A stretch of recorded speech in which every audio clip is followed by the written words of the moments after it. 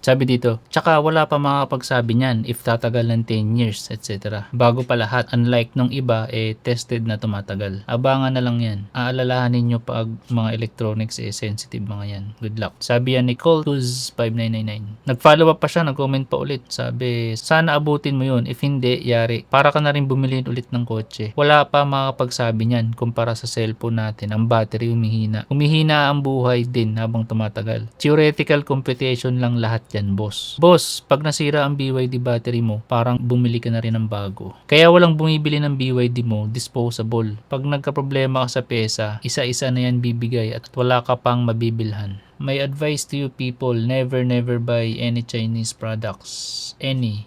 They don't follow rules, disregard all set international standards, cheap labor, cheap materials, cheap products, Chinese batteries known to explode, fire hazard, never park close to your house, check the under chassis, rust bucket, beware.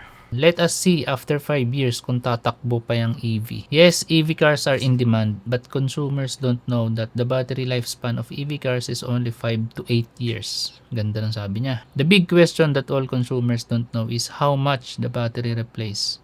Also, not many charging stations around in Pinas. Siguro after 3 years, magsisisi ka bro. Lifespan ng battery, 10 years over time. Pabilis ng pabilis malulobat. Parang cellphone. Tapos pag bibili ka ng battery, 150k. Mahirapan ka pa ibenta as second hand. Kasi syempre, yung binili ayaw bumili ng 150k na battery. Wala pang charging station. Ang BYD, 10 year lang ang kanyang kayang aabutin. Wala naman akong pambili, pero kasi ganito ko siya nakita. Parang cellphone battery, pabilis ng pabilis malobat katagalan. Ang hirap sa EV o BYD man, pag umabot na sa lifespan ang battery, ang nakakalula ay ang natipid mo sa gas, mas malaki pa ang magiging halaga ng battery replacement mo. Kaya di ka rin makakatipid, mas malaki ang gagastusin mo, plus hindi mo pwedeng isulong sa baha. Obviously, nagpo-promote ka ng BYD cause you buy it. Hindi naman ako nagpo-promote pre, pero ako naman yung binili ko dito at walang sponsorship dito. Itong last comment, 2 years lang yan sir, maniwala ka. Naiintindihan ko sila kasi yan din ang naisip ko dati. Pero may nakita akong isang kotse, Honda City, 1989 yata yun. Kinonvert niya sa EV. 14 years na yung battery at buhay pa rin hanggang ngayon. Sa video na to, hindi tayo aasa sa marketing. Meron tayong cycle math, meron ding 14 years battery video proof. At meron din tayong ipapakita na home solar warranties nila. Tingnan natin kung chismis lang ba talaga itong LFP longevity or baka totoo nga. Alam ko yung takot mo. Hindi naman talaga baka mabitin sa range. Hindi rin baka walang charging station. Ang totoong takot natin dito ay paano pag nasira yung battery? Paano pag mas mahal pa sa natipid ko dun sa gas? Paano pag nagkamali na naman sa napakamahal na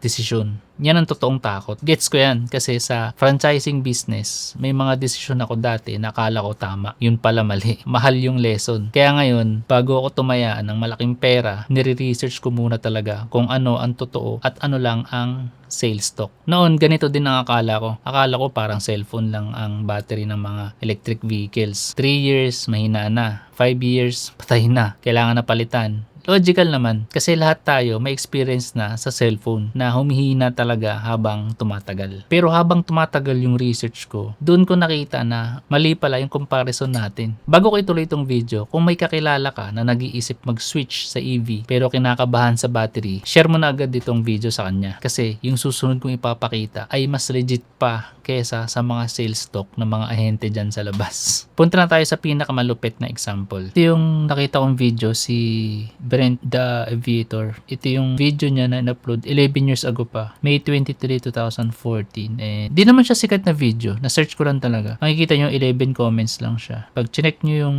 profile, ito yung in-upload niya yung una, 11 years ago. Ito yung in-upload niya sunod, 17,000. 7 days ago lang. So last week lang. Imimix ko na lang tong dalawang video para mas maiksi natin siya mapapanood. There's a Curtis AC controller here running 108 volts. Using lithium iron phosphates, but these are... We've got our 12 volt auxiliary battery there to... Oh, and wiring diagram.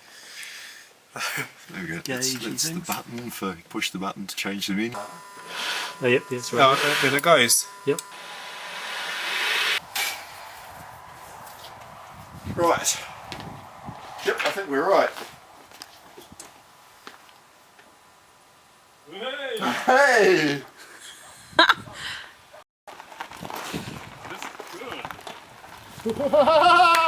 No. What I love is that Barry's in the front seat holding a handful of wires. Woohoo!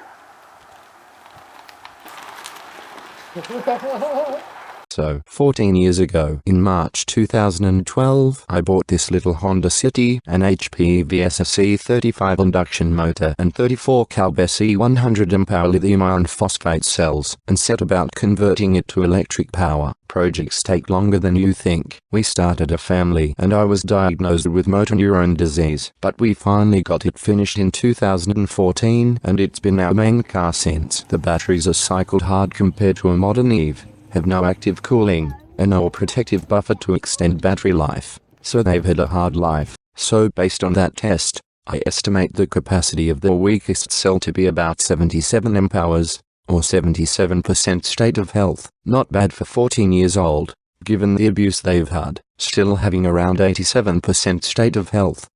I think it illustrates the technology improvement over those 2 years, so it appears to now be losing about 2% of what's left, or roughly 1.6% of its original capacity every year. I don't know how long the degradation curve on these cells will remain linear, but if it does remain linear, the pack could remain useful for another decade before we repurpose the cells for stationary storage. By then, the body of the car will be 47 years old. The 2014 cells look like they'll take another decade to get to where the original cells are at now. So in conclusion, LFP batteries seem great for long calendar life. If you're still watching, thank you. Bale, yung battery na yun is 14 years old na. Mahigit isang dekada, nalagpas isang dekada. Tapos buhay pa rin hanggang ngayon. At hindi lang basta buhay. Meron din siyang actual na measurement. Tapos ito yung mas matindi. Walang active cooling yun ha. Walang protective buffer. Worst case, yung treatment ng battery. Parang inilagay mo lang yung battery dun sa kotse, sa lubang kotse, dun sa hood. Tapos meron din yata sa compartment. Tapos yun na, partida na yan ha. Hindi ito yung BYD Blade battery mismo. Iba ang manufacturer nun. Mas luma yung generation. Pero same chemistry family pa rin. LFP, lithium iron phosphate. So isipin nyo yun. So kung yung mas lumang LFP pa dati at nasa mahirap na kondisyon, kayang umabot ng 14 years, hindi mo na pwedeng sabihin na puro hype lang or marketing lang ang longevity claim ng LFP batteries na nakakabit ngayon sa mga electric vehicle. And yung sinabi nga niya sa video na update niya is status ng health ng mga battery niya is kaya pa niyang umabot ng another 10 years bago tuluyan niyang palitan yung mga battery na kinabit doon. And yung mga lumang battery na yun, pwede pa niyang gamitin sa bahay or para maging storage ng sa solar, mga ganun. Mapapakinabangan pa niya. And take note, yun nga sinabi niya din sa video na hanggang ngayon ginagamit pa rin, kumbaga daily drive yun ng kanyang misis. Dagdagan natin ng numbers. Yung BYD Blade battery, dineclare nila around 5,000 charging cycles. Yung EMAX 7 standard na binili ko, 55.4 kWh ang battery. I-multiply mo yan, lalabas roughly 277,000 kWh of lifetime energy. Kapag i-convert mo sa distance, around 1.6 to 1.8 million kilometers. Hindi tayo po yan ha, million. Alam kong iniisip mo, number lang yan. Baka brochure lang yan, marketing. Pero fair. Sabihin natin 1.68 million kilometers lang ang realistic. Hatiin natin sa 25 years. Lalabas around 67,000 kilometers kada taon. Sino ang normal private owner na tumatakbo ng 67,000 kilometers bawat taon? Taxi, Grab, mga commercial vehicles. Hindi typical family owner. Ako nga, around 500 kilometers per month lang. 6,000 kilometers kada taon. Sa loob ng 10 years, 60,000 kilometers lang. Sa loob ng 25 years, 150,000 kilometers pa lang natatakbo ko nun. So, tanong, kung ganyan din ang usage mo, battery ba talagang unang masisira? O baka mauna pa yung gulong, yung suspension, yung interior, yung aircon parts, yung rubber, yung plastic sa loob? Yan ang point. Sa normal owner use, baka hindi battery ang unang bibigay. Pero baka sabihin mo, pang EV proof lang yan. Sige, lumabas muna tayo sa kotse. Yung mga modern home solar company ngayon, yung mga binebenta dito sa Pilipinas, LFP din yung gamit nila. Bahay na ang usapan ha. Araw-araw charge at discharge. Yung Huawei Luna 2000, LFP battery gamit nila. May product line sila na may 10 years warranty At sa newer line, up to 15 years yung warranty. Yung Goodwill Links Home U, 10 years din ang warranty. Yung SunGrow SBR, malinaw sa product page nila na high voltage LFP battery, 10 years warranty din. Tanong ko sa'yo, kung sobrang ikli ng buhay ng LFP batteries, bakit pati home solar companies willing pumirma ng 10 to 15 years warranty sa battery products nila? Bahay yan household power at araw-araw ginagamit, discharge, full charge. Para fair tayo, hindi ko rin sinasabing immortal na ang LFP batteries. Pwede pa rin mabilis mag-degrade kung palagi kang DC fast charge. Lagi mong hinahayaang umabot sa 0 to 5% bago mo i-charge. Galing ka sa long drive, tapos pag uwi mo, bigla mong i-charge. Pwede mong abusuhin yan. Pero malayo pa rin yan sa cellphone logic na 3 to 5 years tapos patay na agad ang battery. Yan kasi ang maling pananaw ng mga karamihan sa mga Pilipino. At para sa akin, ang pinaka-point nitong video, baka mauna ka pang magsawa sa kotse bago masira yung battery.